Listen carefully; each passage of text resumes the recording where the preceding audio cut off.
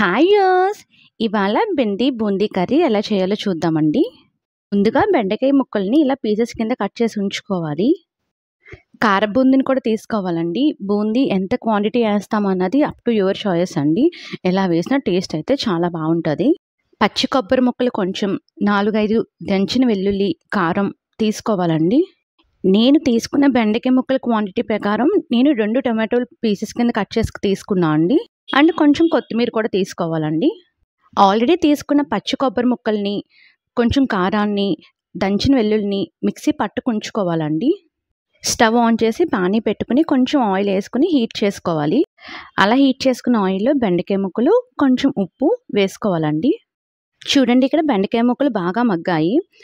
ఫాస్ట్గా మగ్గాలి అంటే కనుక ఒకసారి మూత పెట్టి మధ్య మధ్యలో కలుపుతూ ఉంటే చాలండి, తొందరగానే మగ్గిపోతాయి. ఇలా బెండకాయ ముక్కలు మగ్గాక పక్కన తీసి పెట్టుకోవాలండి. అదే పానీలో కొంచెం ఆయిల్ వేసి మిక్సీ పట్టుకున్న మిశ్రమాన్ని కూడా కొంచెం వేపుకోవాలండి. ఇలా వేపుకున్న తర్వాత దీన్ని కూడా పక్కకు పెట్టుకోవాలి. అదే పానీలో మళ్ళీ ఆయిల్ వేసి జీలకర్ర, ఆవాలు వేసి టమాటో ముక్కలు మగ్గించుకోవాలండి.